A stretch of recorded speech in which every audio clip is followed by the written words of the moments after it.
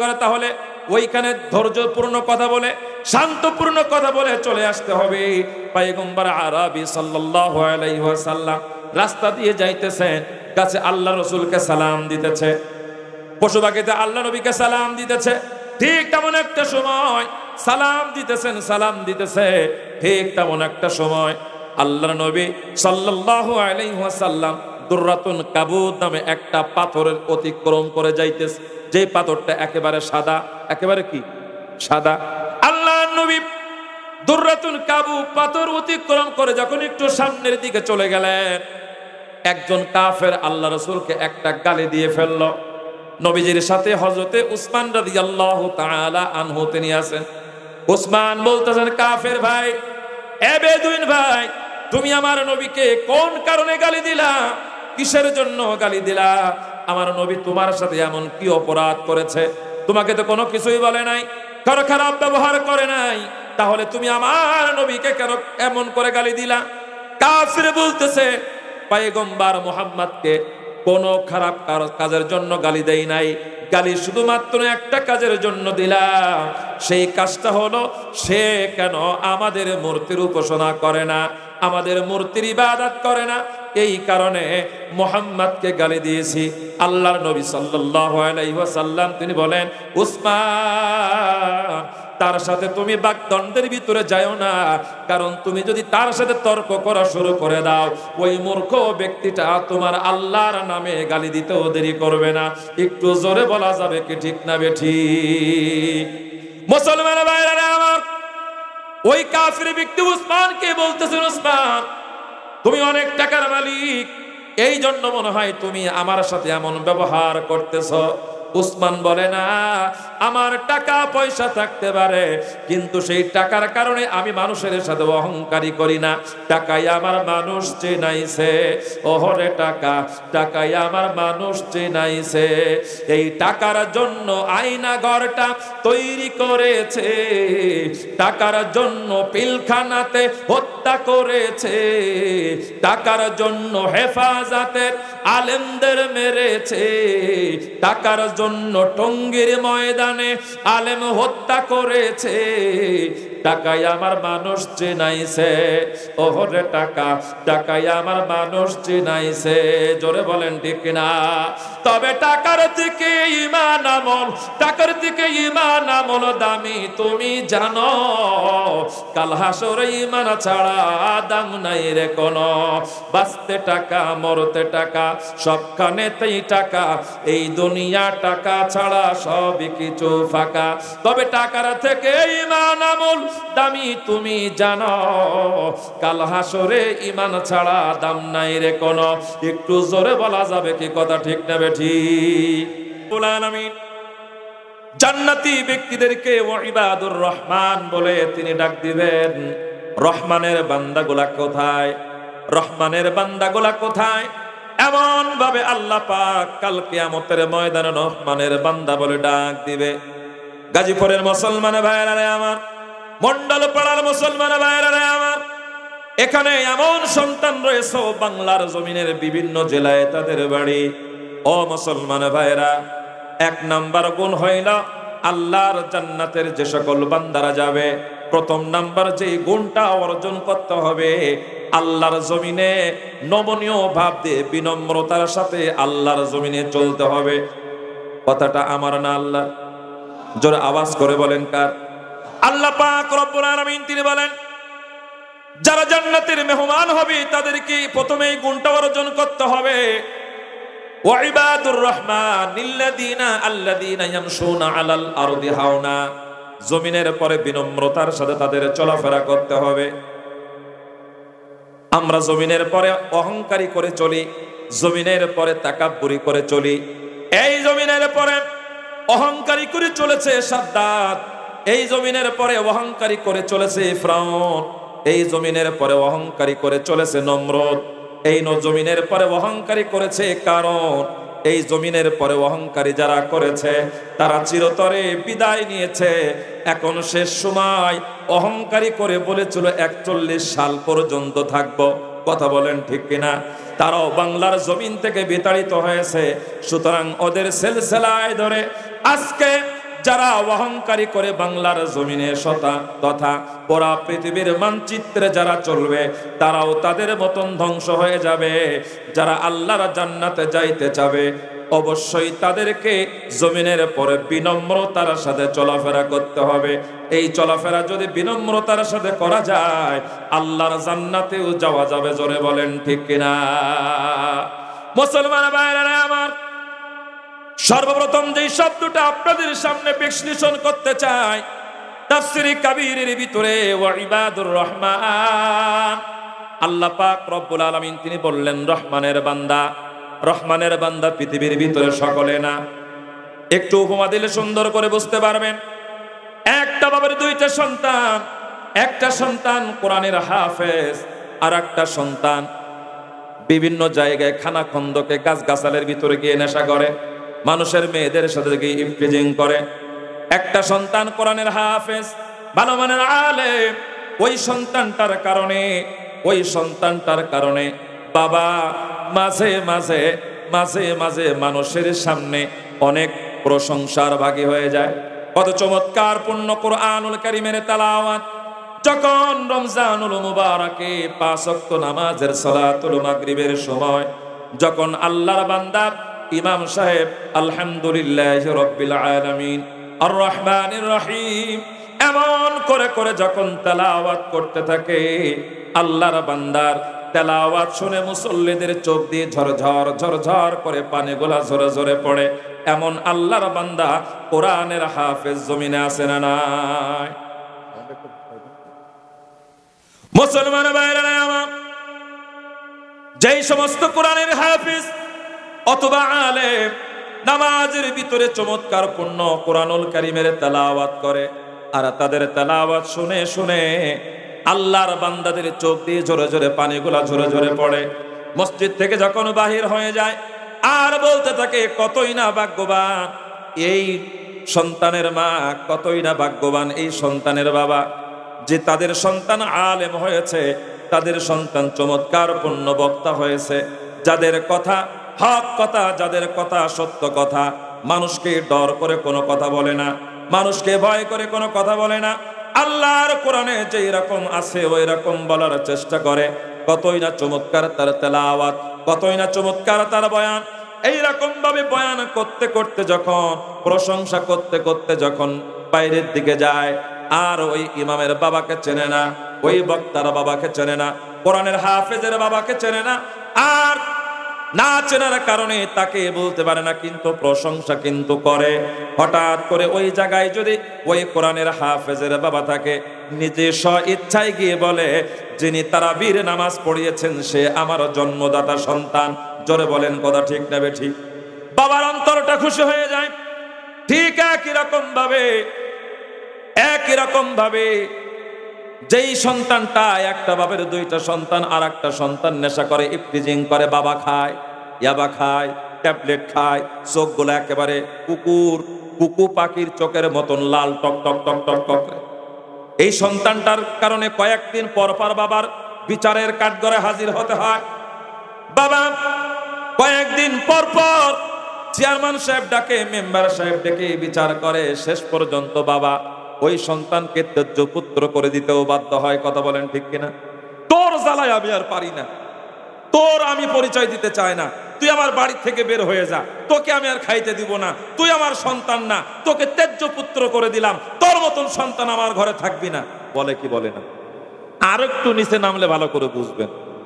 দীপজলের চেনেন না? কয়জন একটু হাত উঁচু করে চেনেন?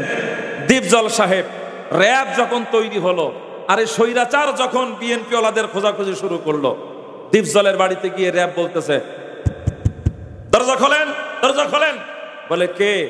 বলে দরজা খোলেন, কথা আছে। দরজা খোলার পরে দেখে পা থেকে মাথা পর্যন্ত সব কালো, সাদা সাদা কালা কালা। যখন দেখলো সব কালো, বলে আপনারা কারা? বলে আমরা র‍্যাব। বলে সালাম আলাইকুম। বলে ওয়ালাইকুম আসসালাম। আপনার ছেলে দীপজল কই? বলে দীপজল কেডা? আপন বাবা, আপন মা। তার কাছে জিজ্ঞাসা করতেছে দীপজল কোথায়? বলতেছে দীপজল কে? উনি জানেন।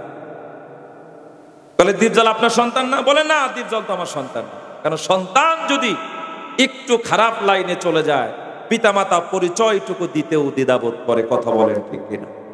পক্ষান্তরে সাকিব আল হাসান বাংলাদেশে আছে না নাই? আছে। বাংলাদেশে কোন জায়গা আছে? ইএমপি সাহেব ইএমপি হতে গিয়েছিলেন। অলরাউন্ডার সাকিব আল হাসান, শেষের শব্দটা অনেক সম্মানী। সম্মানিত হাজিরিন, এই সাকিব আল হাসান এই একজন, আর একজন সাকিব খান আছে না নাই? গত কয়েকদিন আগে পত্রিকায় একটা কবিতা দেখলাম, একটা মেয়ে লিখছে, সেই মেয়ে লিখছে সাকিব খানের প্রেমে পড়ে জীবন আমার জায়গা জ্বলে, অন্য কিছু ভালো লাগে না, যেই দেশেতে সাকিব খানের ছবি চলতে দেয় না, কালকে থেকে ভাত খাবো না, তাই খেয়ে ভাত না খেয়ে গলায় রশি দিয়ে মারা গেছে, আল্লাহর জান্নাতে চলে গেছে। কোন জায়গায় চলে গেছে? বলে সাকিব খানের প্রেমে পড়ে জীবন আমার জায়গা জ্বলে, কোনো কিছু ভালো লাগে না, যেই দেশেতে সাকিব খানের ছবি চলতে দেয় না, কি আর হবে ভাত খেয়ে, না খাইতে খাইতে কষ্টে গলায় ফাঁসি দিয়ে আল্লাহর বান্দি মারা গেছে। ও মুসলমান, এই সাকিব নামের কয়েকটা সন্তান বাংলার জমিনে রয়েছে। সাকিব আল হাসানকে সম্মান করা হয়, সাকিব খানকে সম্মান করা হয়, কিন্তু আমার এই বাংলাদেশে 177টা দেশ থেকে শুরু করে আরো অনেক দেশকে পিছনে ফেলে একটা সাকিব যখন বিশ্ব জয় করে বাংলার জমিনে আসলো, স্বৈরাচারের দলরা একটু বিন্দু মাত্র টেলিভিশনের খবরেও পর্যন্ত সাকিবের কথা বর্ণনা করে নাই। একটু আওয়াজ করে কথা বলেন ঠিক কিনা? কিন্তু আবার ওই সাকিব আল হাসান যিনি এমপি সাহেব, ওই এমপি সাহেব যখন অলরাউন্ডার হয়ে গেল, আমার সবার উত্তরায় একটা মাহফিল করে, আমার তখন কোনো গাড়ি ছিল না, আমি লাইনের গাড়িতে আসতেছি, লাইনের গাড়ি একেবারে উত্তরার এয়ারপোর্টের ওই পাশে বন্ধ হয়ে গেছে।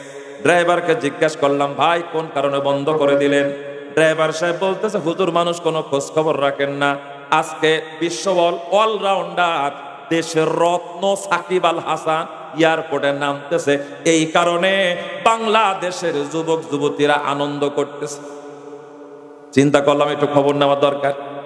গাড়ির থেকে নেমে এয়ারপোর্টের দিকে আসতেছে, মোল্লা মানুষ তো লম্বা জামা গায়ে, বলে হুজুর কোনে যাবেন? আমিও সাকিব খানের প্রেমী। ওই যে একজনে জিজ্ঞাসা করতেছে, আপনি কি করেন? বলে আমি আগে আওয়ামী লীগ করতাম, এখন জুমাত ইসলাম করি। আগে আওয়ামী লীগ করতাম, মুনাফিকি করবো না, এখন জুমাত ইসলাম করি। আগে আওয়ামী লীগ করতো, 5 তারিখের পর থেকে জুমাত কর।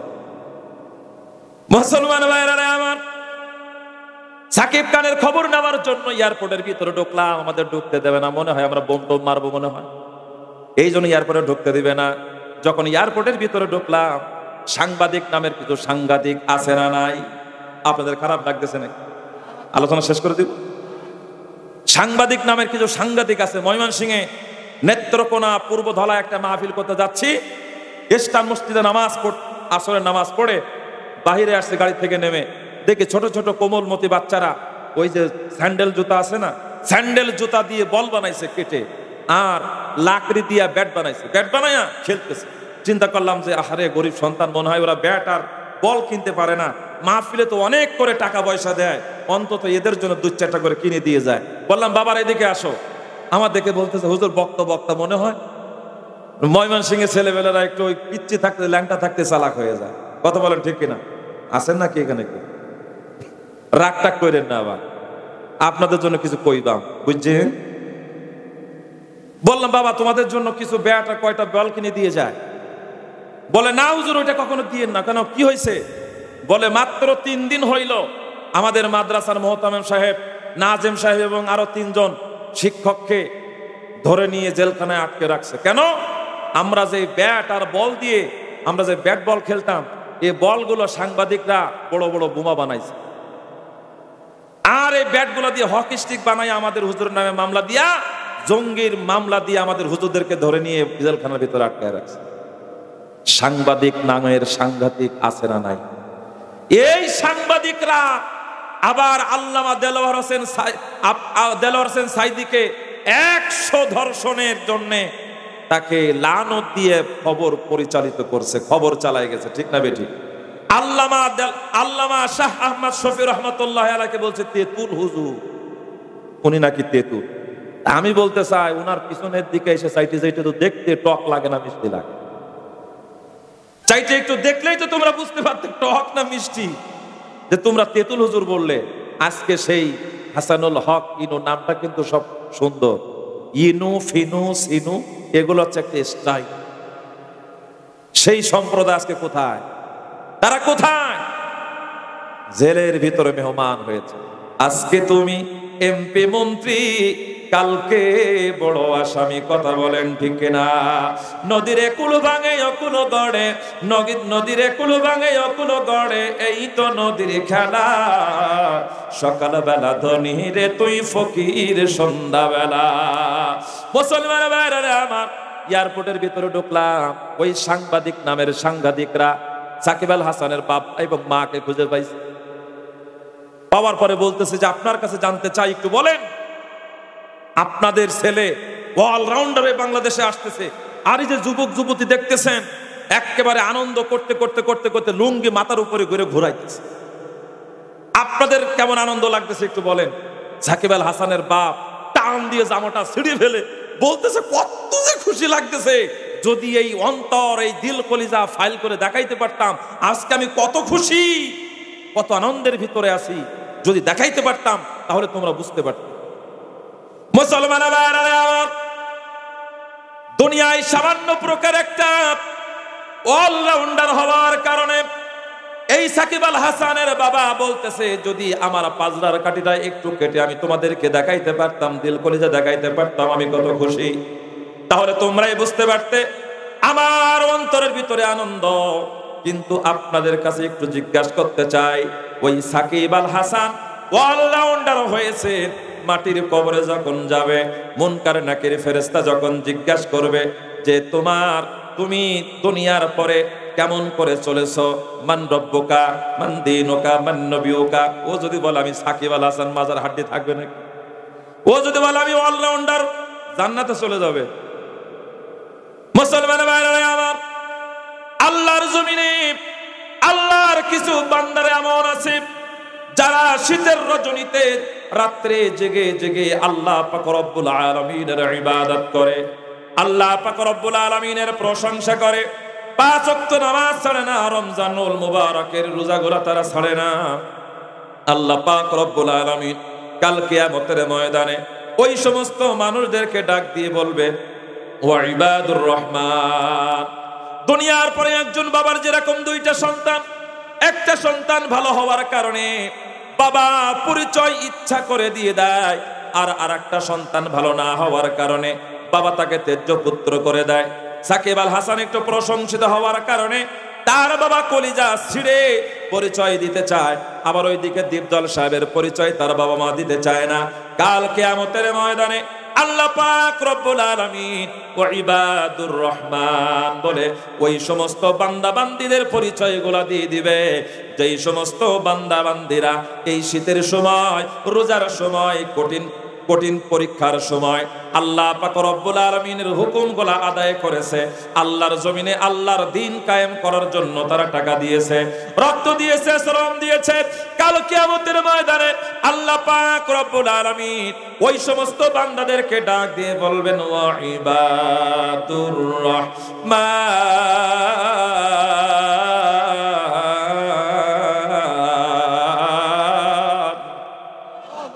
এই শব্দগুলো শুধুমাত্র রহমানের বান্দাদের কর্ণপাত হবে, এই শব্দগুলো শুধুমাত্র নেককার বান্দাদের কানের ভিতরে চলে যাবে।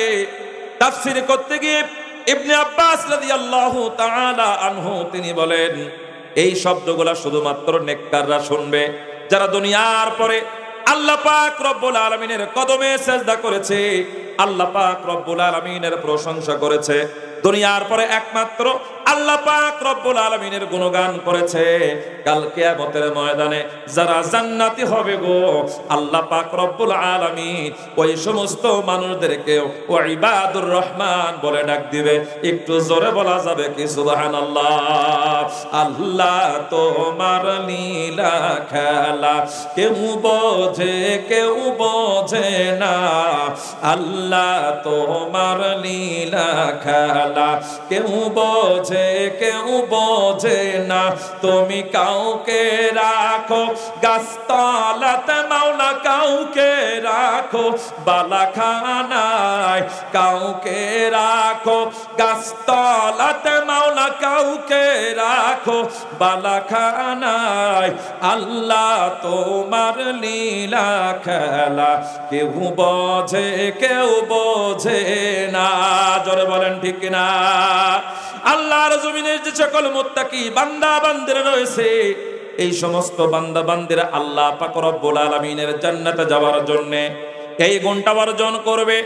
আর ইবাদুর রহমান বলে আল্লাহ তাআলা তাদেরকে সম্বোধন করবে কাল কিয়ামতের ময়দানে, যারা নৈকট্যশীল বান্দা বান্দি হবে, যারা দুনিয়ার পরে আল্লাহ পাক রব্বুল আলামিনের ইবাদত করবে, দুনিয়ার পরে আল্লাহ পাক রব্বুল আলামিনের দাসত্ব করবে, কাল কিয়ামতের ময়দানে আল্লাহ পাক রব্বুল আলামিন ইবাদুর রহমান বলে তাদের ডাক দিবে। একটু জোরে বলা যাবে কি সুবহানাল্লাহ? ইবাদুর রহমানের ব্যাখ্যা করলাম। এরপর হইল যারা জান্নাতের ভিতরে প্রবেশ করবে, আল্লাহ পাক রব্বুল আলামিন তাদের 12টা গুণের কথা বলেছেন। 1 নম্বর গুণ হইল আল্লাযীনা ইয়ামশুনা আলাল আরদি হাওনা, বিনম্রতার সাথে দুনিয়ার পরে তারা চলাফেরা করবে। আবু জাহেলের মতন চলাফেরা করবে না, কাদের কাকার মতন চলাফেরা করবে না। কাদের কাকা যারা কম ভাবে বলতো আমরা করুণার থেকে অনেক শক্তিশালী, কয়দিন পরে দেখা গেল মুখে কিছু ঠুসি পরে কাদের কাজা সাংবাদিকদের সামনে আসছে। যখন আসছে সাংবাদিকরা জিজ্ঞাসা করে আপনি তো বললেন আপনি করোনা থেকে শক্তিশালী, তাহলে আবার মুখে হিসাবগুলো পড়ছেন কেন, ঠুসি পড়ছেন কেন? বলে একটু প্রোটেক্ট নিচ্ছি যাতে করে আমার কোনো সমস্যা না হয়।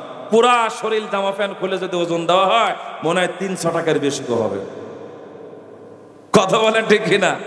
সে আবার বলে খেলা হবে। খেলা তো করার জন্য আমরা প্রস্তুত, কিন্তু কাদের কাকা তুমি আজকে কোথায়?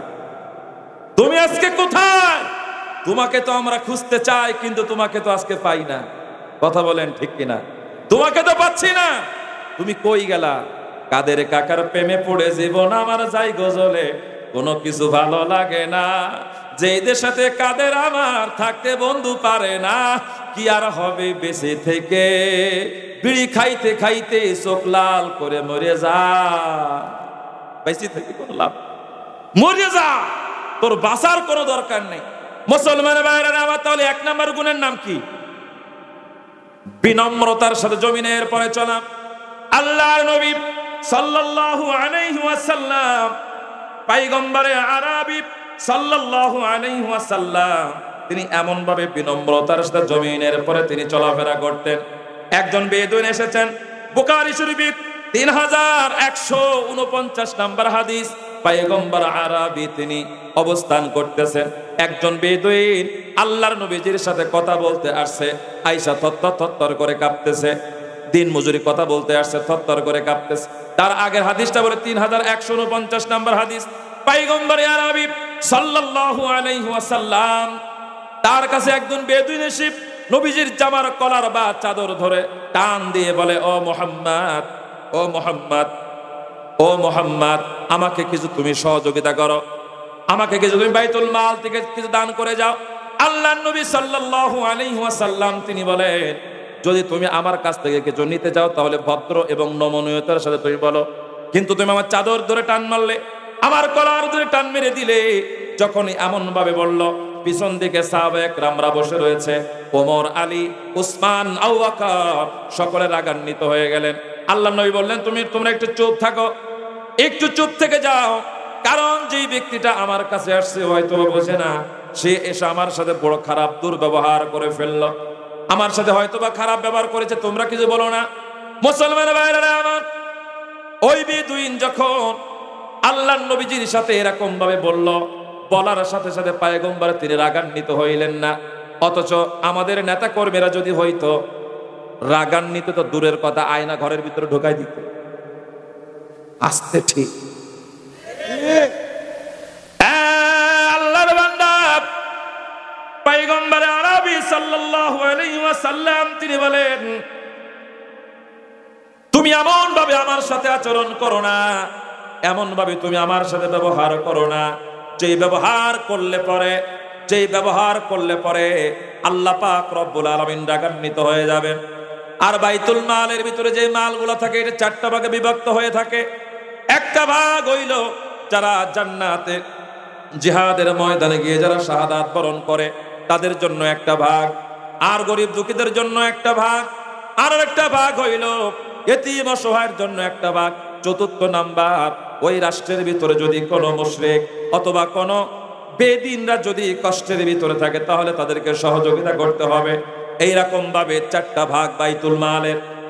আল্লাহ রাসূলের সাহাবীরা বলতেছে, হুজুর সে একজন বেদুইন, সে যদি পেয়ে থাকে তাহলে 4র্থ নাম্বারেরটা পাবে, তারপরেও কেন এমন করে আপনার সাথে আচরণ করলো, আমরা এর জবাব চাই। আল্লাহ রাসূল বললেন, কোনো জবাব নেওয়ার দরকার নাই। নমনীয়তা করতে পারে যে দুনিয়ার পরে সম্ভ্রান্ত হয় সে, একটু জোরে বলা যাবে কি কথা ঠিক না ঠিক?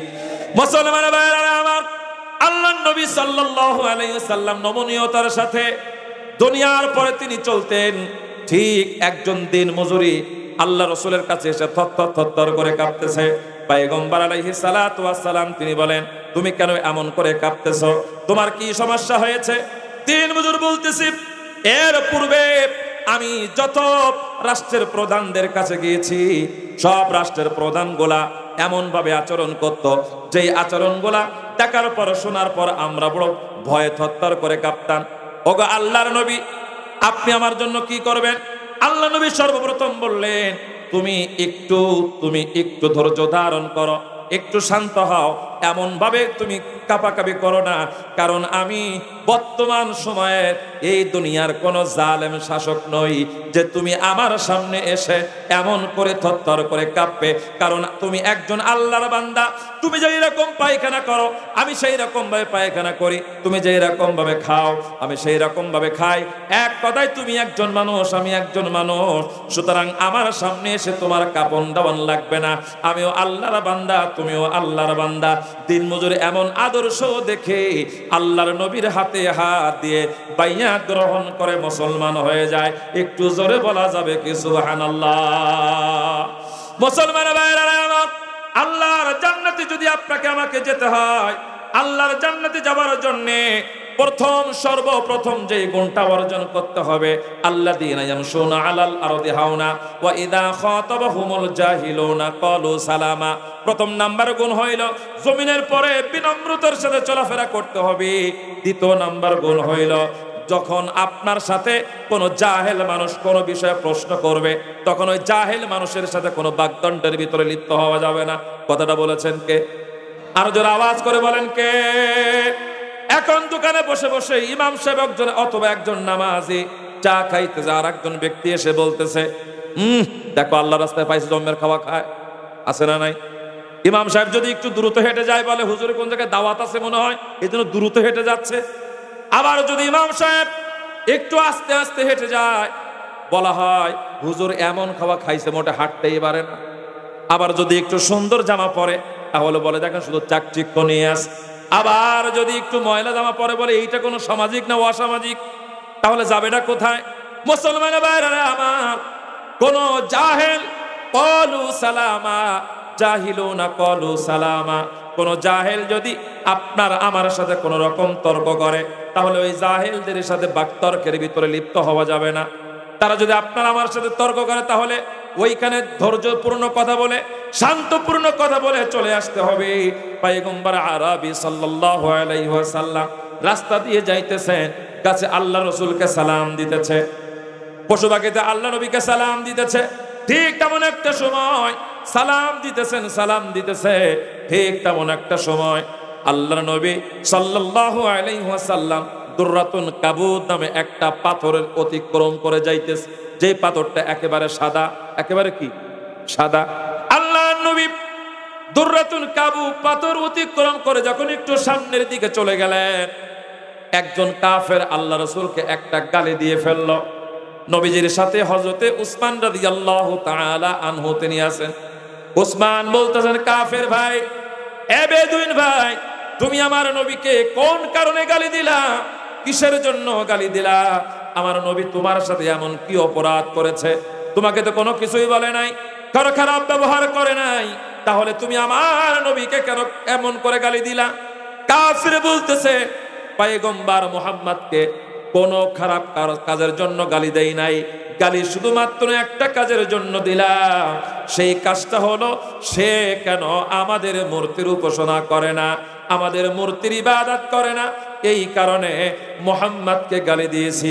আল্লাহর নবী সাল্লাল্লাহু আলাইহি ওয়াসাল্লাম তিনি বলেন, উসমান তার সাথে তুমি বাকদণ্ডের ভিতরে যাও না, কারণ তুমি যদি তার সাথে তর্ক করা শুরু করে দাও, ওই মূর্খ ব্যক্তিটা তোমার আল্লাহর নামে গালি দিতেও দেরি করবে না। একটু জোরে বলা যাবে কি ঠিক না বেঠিক? মুসলমান ভাইরা আমার, ওই কাফির ব্যক্তি উসমানকে বলতেছেন, উসমান তুমি অনেক টাকার মালিক, এই জন্য মনে হয় তুমি আমার সাথে এমন ব্যবহার করতেছ। উসমান বলে, না, আমার টাকা পয়সা থাকতে পারে, কিন্তু সেই টাকার কারণে আমি মানুষের সাথে অহংকারী করি না। টাকাই আমার মানুষ চেনাইছে, ওহরে টাকা, টাকাই আমার মানুষ চেনাইছে। এই টাকার জন্য আয়না ঘরটা তৈরি করেছে, টাকার জন্য পিলখানাতে হত্যা করেছে, টাকার জন্য হেফাজতের আলেমদের মেরেছে, টাকার জন্য টঙ্গীর ময়দানে আলেম হত্যা করেছে। টাকাই আমার মানুষ চেনাইছে, ওহরে টাকা, টাকাই আমার মানুষ চেনাইছে। জোরে বলেন ঠিক না? তবে টাকার থেকে ঈমান। মুসলমান ভাইরা, টাকার অহংকারী করে আজকের দুনিয়ায় মানুষ জমিনকে জমিন মনে করে না, আল্লাহকে আল্লাহ মনে করে না, রাসূলকে রাসূল মনে করে না, আলেমকে আলেমের মতন সম্মান দেয় না। তারা বলতে চায় টাকা যার আছে সব কিছু তার আছে, খাও দাও ফুর্তি করো, দুনিয়াটা মস্ত বড়। অথচ আল্লাহ তাআলা খাওয়া দাওয়ার জন্য আর আনন্দের জন্য আল্লাহ তাআলা দুনিয়াতে আমাদেরকে পাঠান নাই। আল্লাহ পাঠিয়েছেন ইবাদত করার জন্য। জিন্দেগি মাকসুদ বাহারে বন্দেগি, বন্দেগি কোন বন্দেগি, কোন বন্দেগি। দুনিয়ার পরে ইবাদত করতে হবে। জোরে বলেন কার? আরো জোরে আওয়াজ করে বলেন কার? আল্লাহ পাক রব্বুল আলামিন ইবাদত করতে হবে। আর জান্নাতে যদি আপনাকে যেতে হয় 12টা গুণ আপনাকে অর্জন করতে হবে। 1 নম্বর গুণ হইল আল্লাযীনা ইয়ামশুনা আলাল আরদি হাওনা। দুনিয়ার পরে আপনি চলবেন বিনম্রতার সাথে, এবং আপনার সাথে যখন জাহেলরা কথা বলবে তখন নমনীয়তার সাথে তাদের সাথে কথা বলে শান্তিপূর্ণ কথা বলে চলে আসতে হবে। ওয়া ইবাদুর রহমানিল্লাযীনা ইয়ামশুনা আলাল আরদি হাওনা ওয়া ইযা খাতাবাহুমুল জাহিলুনা ক্বালু সালামা। জাহেলরা যখন আমাদের সাথে তর্ক করবে তখন তাদের সাথে